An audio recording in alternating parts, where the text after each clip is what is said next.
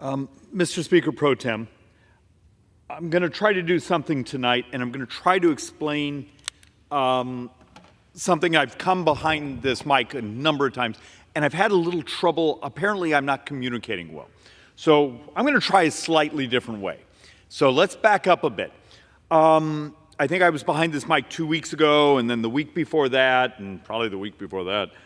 And one of my comments was, I can't figure out how the United States can have a 2.7, 2.8, 2.9 at one point GDP growth and still be borrowing at the rate we're borrowing. Remember, what was it, a week or so ago, we had 3 days during that week where we went over $100,000 a second borrowing. And, we see tax receipts up 7+%, and yet we're still burning through cash at an incredible rate and having to borrow and borrow. Well, it turns out last Friday we got the punchline. We were wrong. GDP Now from the Atlanta Fed and others had their math wrong. We got an update. We were all thinking that GDP, Atlanta Fed, had been estimating the first quarter of this calendar year, not fiscal year, calendar year, sitting at about 2.7%. They came in and said, no, we're wrong. It looks like we're about 1.6%. That's a big deal, and it helps explain why we were having such difficulty getting the math to line up. Now, why is this a big deal?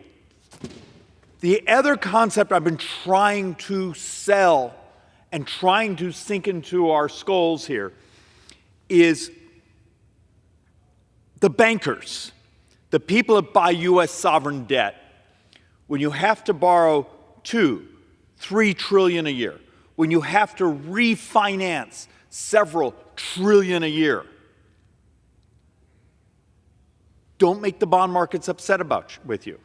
As of today, the 2-year note went over 5.05%. So we're not there yet, but we're almost to last year's highs. It's the highest this calendar year, but we're back to really expensive debt. And I have some data here that says we're still not back to the historic average of where U.S. debt should be. So if I came to you right now and said, one of the reasons members of Congress need to act like adults, besides our obligation to govern, do you really want to make your bankers nervous? Now, think about this. If little bits of interest, we were playing around with some math the other day, and it's hard math to do because you got to figure out how much comes to market in U.S. sovereigns that have to be refinanced, how much is our virgin issues, saying this is our excess spending this year. But we were playing with numbers that saying a 1 basis point, remember, 1 point of interest has 100 basis points in it. So 1 basis point, 1/100th of a percent of interest in this calendar year, or in a 365-day calendar year, would be about maybe $800 million. So think of some of the things we fight over here, and sometimes words we say on this floor, you can actually watch bond markets go, well, these people aren't serious about ever paying us back. The second concept here as we walk through this, remember, when we fixate on the Federal Reserve does the short end of interest rates, the 2 years, that's where they have influence. When you start to look at 10 years and 20 years and 30 years, that's the debt market saying, do we get paid back? What will U.S. inflation be? What's governance going to be? Are they going to play some games with how they pay? Are they going to raise taxes dramatically? So we're going to be fixed in this instrument, and then U.S. taxes go up here, and so our actual rate of return crashes. For my brothers and sisters here on the left and the right, be careful when you want to engage in, the sort of the nihilism, burn the place down, and you think it's sort of fun. One of these days, the bond market's going to look at us, and this happened in the 90s. We've already had a couple bond auctions in the last 12 months that were undersubscribed the way we thought they would be. You're actually now seeing articles saying American bonds are getting harder to sell, and I think that's from the Wall Street Journal this last week. You got to understand, you're playing games with fire. Interest this year, if today's interest rates hold, you're approaching 1.2 trillion this calendar year. Excuse me, this fiscal year. That means Social Security is $1.45 trillion. Interest, $1.2 trillion. Medicare underneath that, and defense is number 4. But one of the punchlines I wanted to bring, just so you can see it, is we threw together a little chart. United States, so remember, these are just 12 countries and then the United States, so we're number 13 on there. The market price U.S. debt higher, meaning they consider it more risky. And risk comes in many forms when you start to look at debt markets from, what's the inflation? What's my likelihood to be paid back? Will they do other, are there going to be other risk profiles? What's happening to the country demographically? When you start to realize the United States right now pays higher interest rates on a 10-year bond than Greece. We pay higher than United Kingdom, Canada, Republic of Korea, Greece, Spain, France, Germany, Japan, and Switzerland. They're down here at the bottom. But understand, you take these industrialized countries, we're functioning number 14 on the price.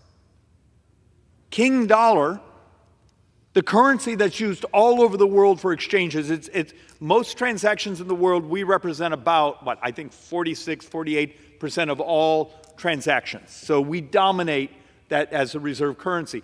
Yet, because of how our inflation runs, because of how our governance has been running, because of our demographics, because of what we're talking about in taxes and plans to grow the economy, and the stunning amount of debt we're borrowing.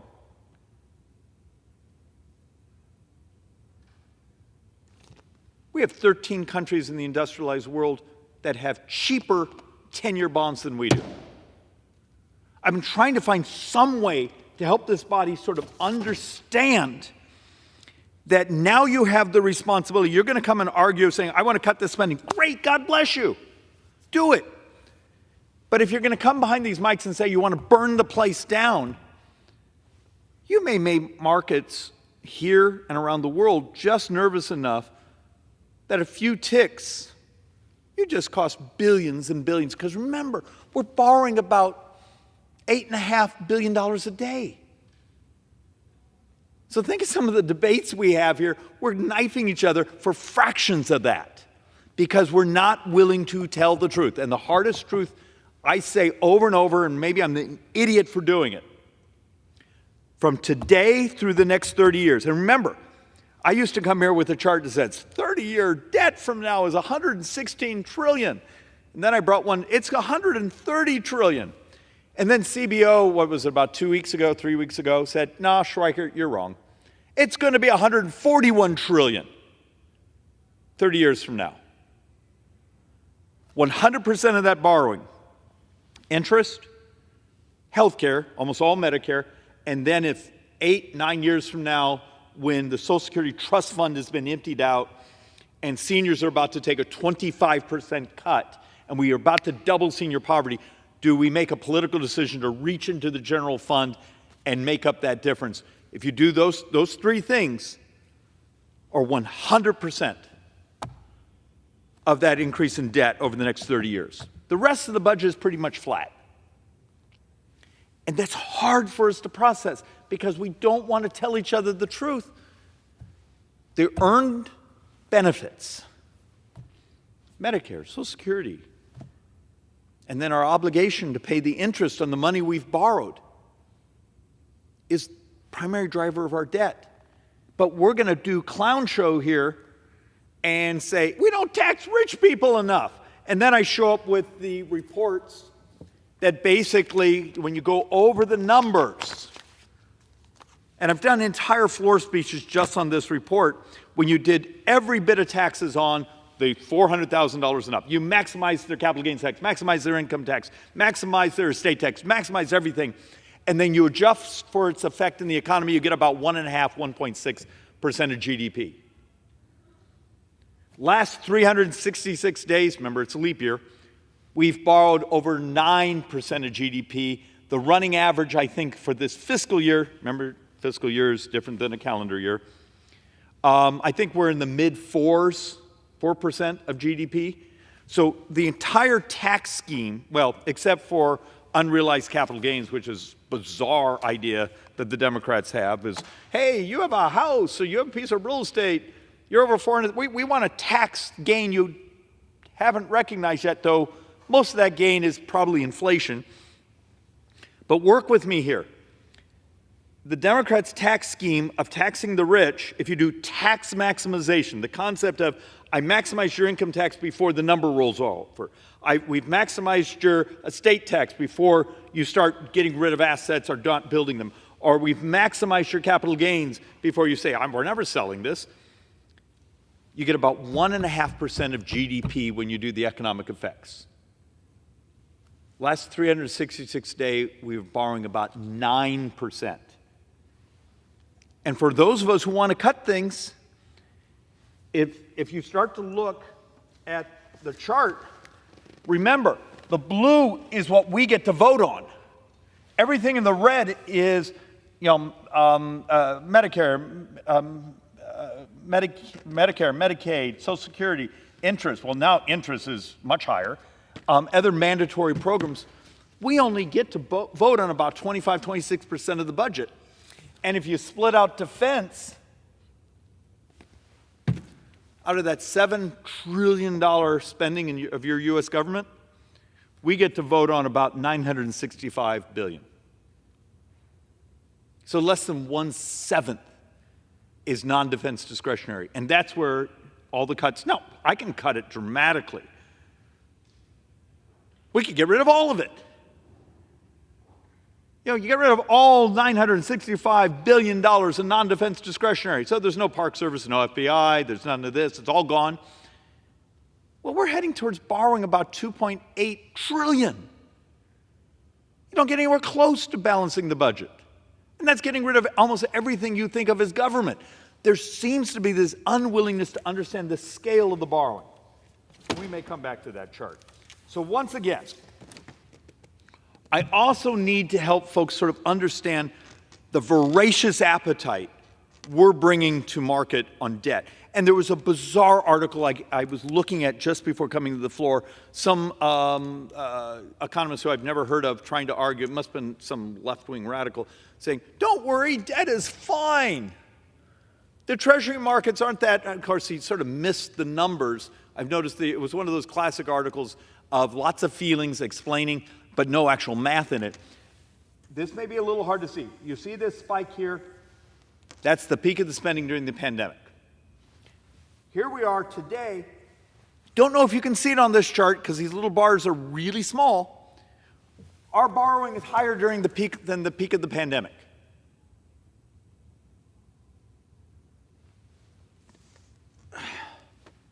If someone out there has a more brilliant way to try to explain, we are making ourselves fragile to interest rate exposure to the markets.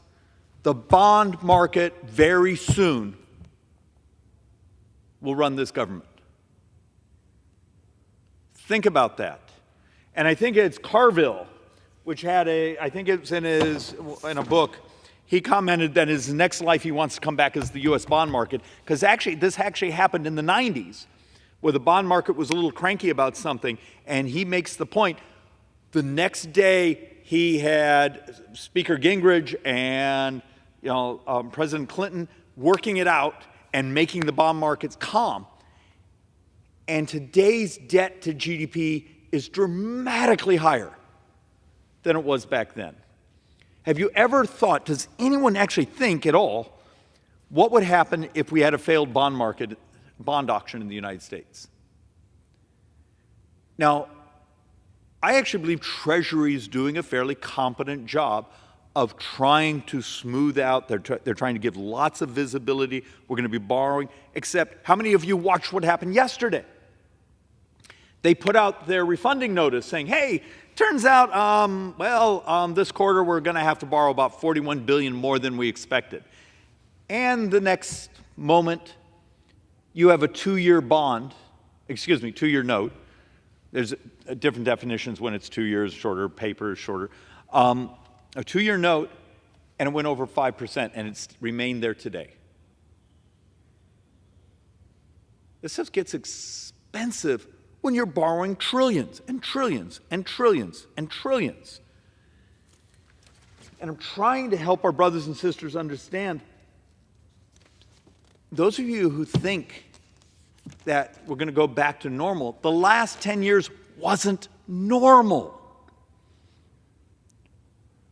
There's already books out on what an interesting experiment the previous decade was with artificially low interest rates, except now we spent the last 3 years with inflation sort of paying for it. Here was the last functionally 10 years, 2.2 as an average on U.S. sovereigns. Here's where we are right now, and this is low. We did this, I think 6 weeks ago. We had 3.3. I think it's substantially higher right now. But if you go back from 1975 to 2001, the average on U.S. sovereign debt was 7.5%. Even when we strip out the early 1980s, the Volcker years when they were trying to crush inflation, you get a number that actually is still in the mid to high sixes. What happens if we go back to that? If that's normal, if that's nominal, how many of your businesses, how many of your lives, but how much of this U.S. debt, when we have to refinance?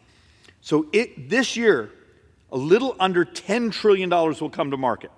That's the stuff we have to refinance. And remember, part of that refinancing is when you stay very short on what they call the curve, which is the fancy way of saying we're going to borrow some 30 days and 1 year and 2 years and 5 years and 10 years. But the short stuff here, you got to refinance over and over and over. When interest rates are this high on U.S. sovereign debt, and you have 10 trillion coming to market, maybe 2-3 of that is new debt, the rest is refinance. What would happen if you had a spike back to normal? Remember, we're already modeling right now approaching 1.2 trillion in interest this fiscal year, becoming the second biggest expense in U.S. government. And look, I had this chart, and I didn't have time. I was going to cross it out again. But I do need to explain one thing because I want to be technically accurate.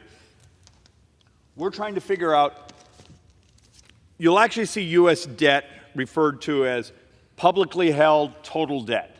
Publicly held is what goes to auction. That's what you're often worried about because that has the interest rate fragility. That goes out and people bid on it. It might be your pension plan. It might be your savings. It might be some nice family on the other side of the world that walks into their neighborhood bank and says, we want something safe we can get some interest on, and they pull that money and come out and buy a U.S. bond. Then over here is the big number. That's where the 1.2, or my 1.2 number is.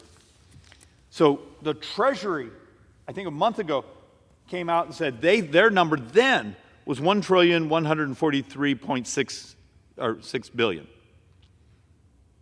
And with the higher interest rates, I'm just doing a back of the envelope calculation that it's higher than that. That's total borrowing. That's when they reach over and borrow the cash out of Social Security. They reach in and borrow the cash out of Medicare Part A. They borrow the cash out of the transportation fund, the railroad retirement fund, all these trust funds out there. Except they got to pay interest on that, and eventually they got to pay it back.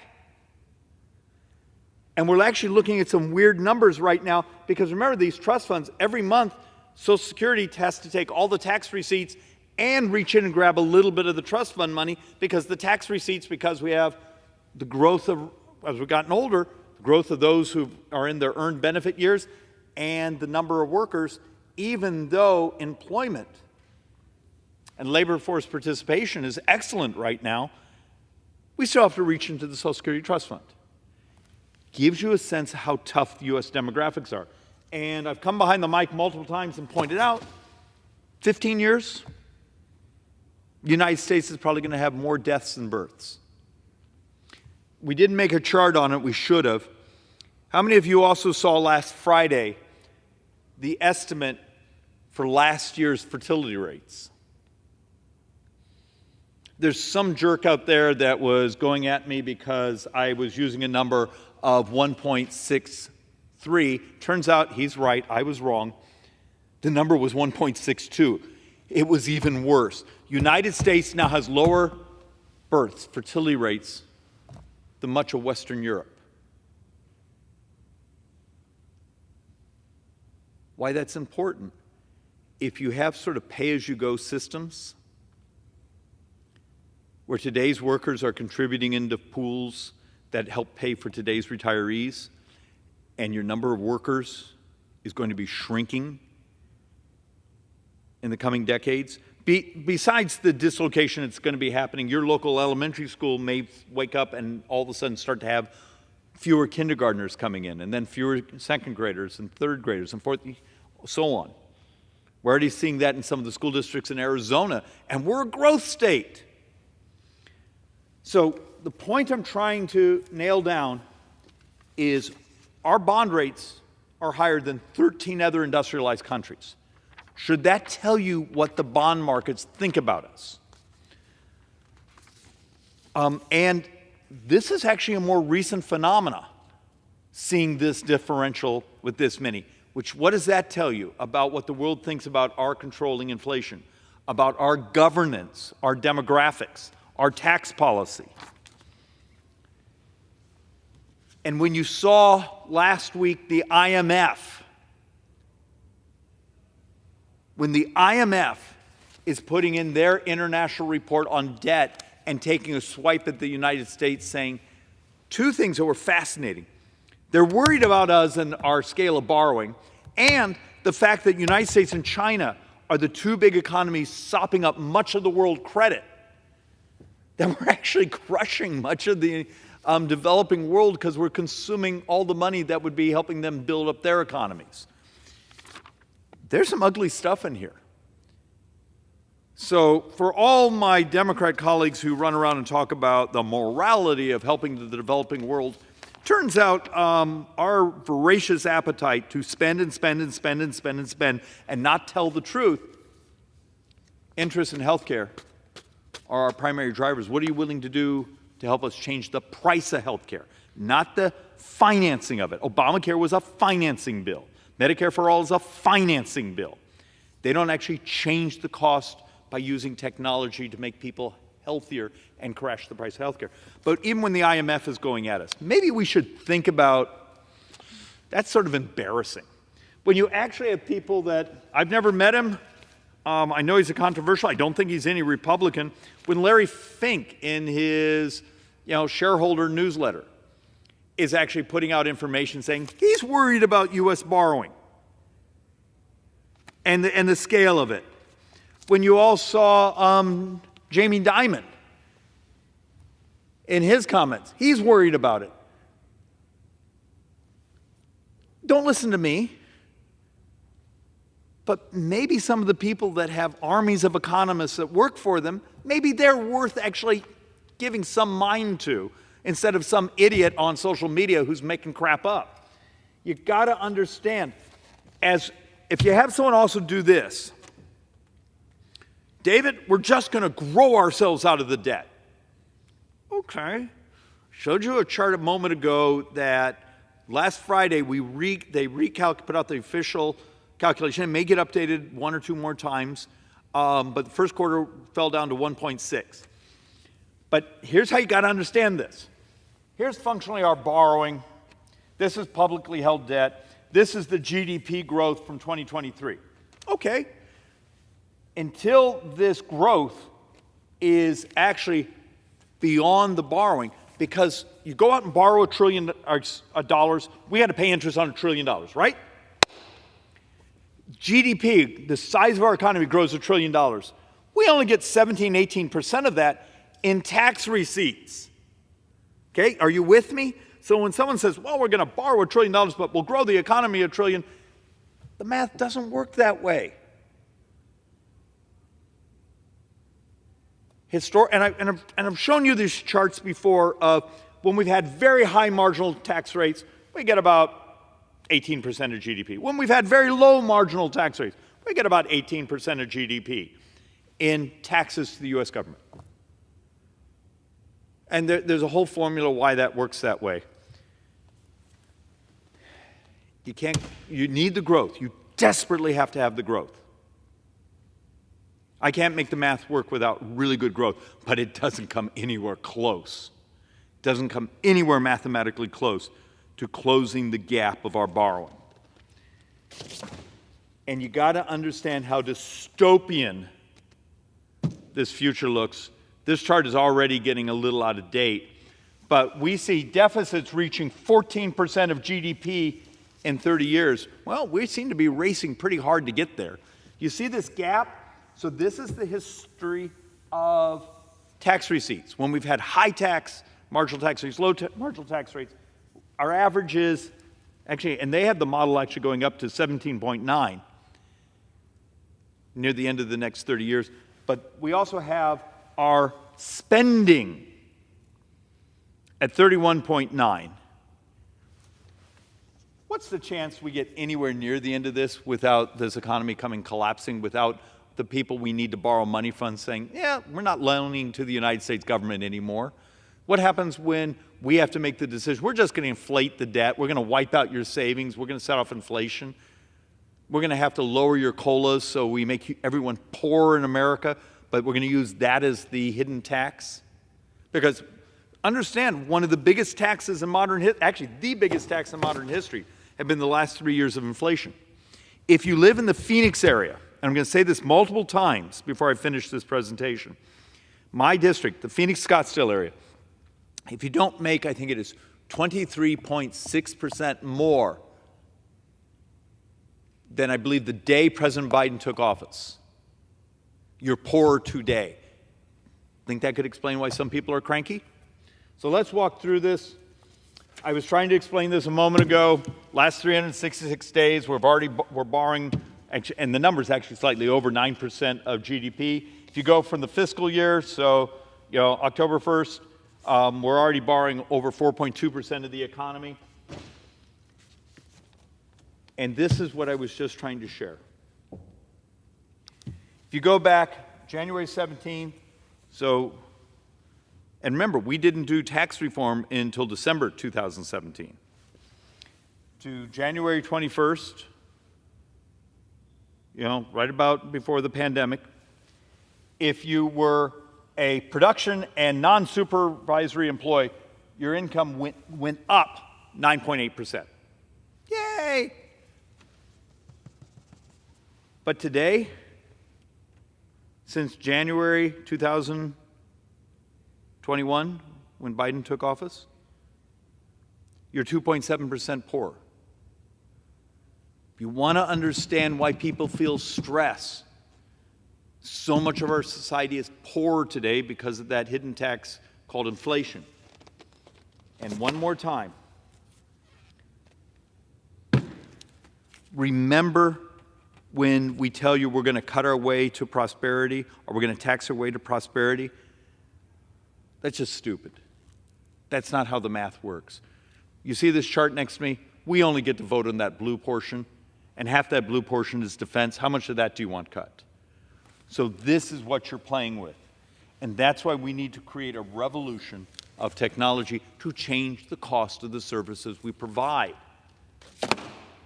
Now, let's talk a little bit about hope, something I don't do enough of because there's so much crappy news around here. So let's do, there are some really, really helpful things around in technology. And I have stacks of these things because I sit in an airplane 10 hours a week when I go back and forth from DC here back home to Arizona. There's some amazing things happen. About 3 weeks ago, a month ago, we had the first new drug that was developed completely by artificial intelligence. We now have some papers coming out of cervical cancer screening that's done with AI that has remarkable accuracy. AI for skin cancer detection, where it's able just to look and it's do remarkable high-quality detection. Another way to a stethoscope that uses AI in the background to identify whether there's going to be heart failure. Remarkable. There's these amazing things happening. We now know how to cure sickle cell anemia, which is the first genetic altering drug, and now we know how to do it. You're going to see all sorts of other things. If you're a geek watching this, look up inverse vaccine and read about the hope of the things that might do. But there's also other crazy things that are outside healthcare. Here's one where it's a robot that goes out and fixes potholes, and it dramatically cuts the cost of road maintenance. Here's actually one that's fascinating. They actually sort of came up with this crazy idea of how to get hydrogen to businesses. You know, we've been talking about how we want to have hydrogen as one of our additional energy sources. And hydrogen is fairly efficiently made with natural gas and electrolysis. Well, instead of building a big electrolysis center, their model is you already have a gas line to your business. We'll just build a piece of equipment right there where you can convert it right there and burn the hydrogen in your facility. There's brilliant disruptions coming that will grow this economy, that will actually help us make government smaller. So we have a piece of legislation, and I don't know if I'll ever get a hearing on it around here, but we should. The Pentagon the GAO just announced, what, a month and a half ago, 2 months ago, 8th year in a row, the Pentagon is unauditable. Okay. They can't audit it. They have no idea what the inventories are, all the things we should know in an audit. Why do we tolerate that? Why isn't this body losing its mind over something like that? Just from a national security standpoint, how do you know maybe they need more, maybe they need less, maybe you have too much of something? We don't know. But you walk around campus here, and there's all sorts of people in uniforms and all sorts of people from defense contractors saying, we need more of this. How do we know? We can't audit you. Turns out that a couple of the biggest and a couple of small ones, audit companies, CPA companies, compliance companies, have come up with audit AI, artificial intelligence that crawls through the books, crawls through the inventories, crawls through the asset lists. You could use AI to audit the Pentagon.